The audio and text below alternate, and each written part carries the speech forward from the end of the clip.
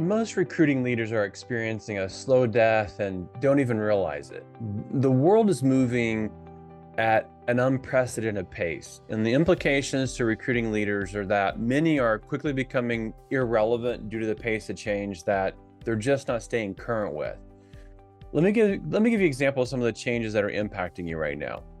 AI is accelerating, and it's hard to put your finger on the pace that it's moving. Virtual work, virtual selling, virtual culture. Those are words we didn't even know and didn't even use 3 or 4 years ago. And there's a significant acceptance around that. So it's not hypothetical, it's here, it's now. Social media, average American spends around 147 minutes a day inside social. That continues to grow. Digital and the implications as it relates to the consumer making decisions using digital, using software, the scale of company mergers that's creating what I've called a sea of sameness, similar technology, similar points of sale, similar experiences for the consumer, and there's so much more that we could talk about in this conversation. What that has led to is non-relevant leaders over just the past few years. The reason why is that many don't understand or even use AI. They keep calling employees back to work because they don't understand virtual and haven't created a virtual culture. They don't have a playbook for virtual selling. They have no social media presence. They don't understand leadership branding. They haven't established a roadmap to be relevant in digital for their company or for their teams. They don't understand the difference between a macro brand and a micro brand, or a me brand versus a company brand. Look, I could keep going on and on here in the changes that have taken place over this window of time.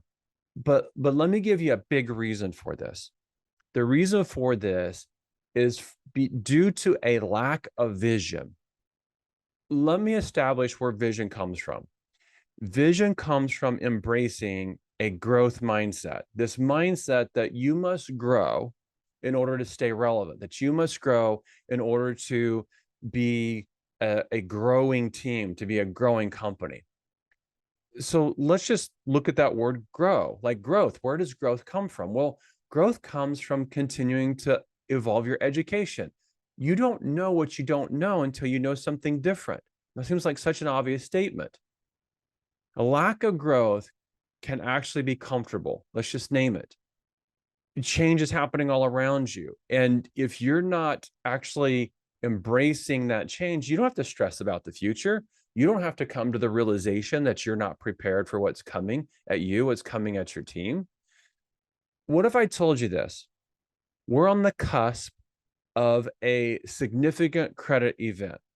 As part of this significant credit event, the things that will be impacted are mortgage rates, the US dollar, US treasuries, stock market's going to be impacted in a major way. If I told you that, I would have your attention. Now, what if I told you this? That I believe there were three things that you needed to do in order to prepare for the major change that's coming. Let's go one step further. Now let's say that credit event, that major credit event takes place. What have I done? I've established myself as an authority, as someone to look to, as a person of credibility. Why? Because I had the foresight that allowed me to predict what was coming. Foresight, let's just define it. What is foresight? Foresight is the ability to interpret the future so that you can prepare today. As leaders, we're lacking enough foresight to create the vision necessary to lead our teams and to inspire people to join our teams. The only place that this vision foresight's going to come is through you educating yourself. And I don't mean kind of educating yourself. I mean major league education. I'm talking about let's go get a master's degree in this space of what's changing in our businesses. Recruiting leaders, I'm begging you, get some foresight. Okay, get enough foresight that you can come to a place where you can make what I call I believe statements. What do you believe?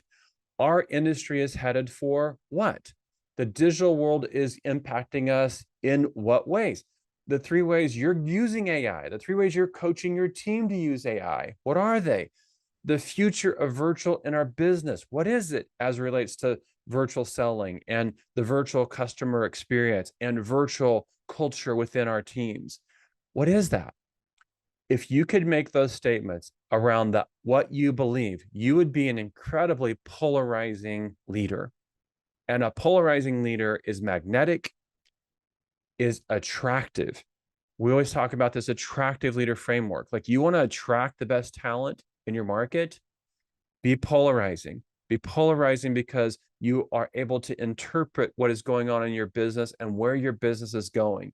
The leader who is polarizing, the leader that has vision, that leader is an outlier.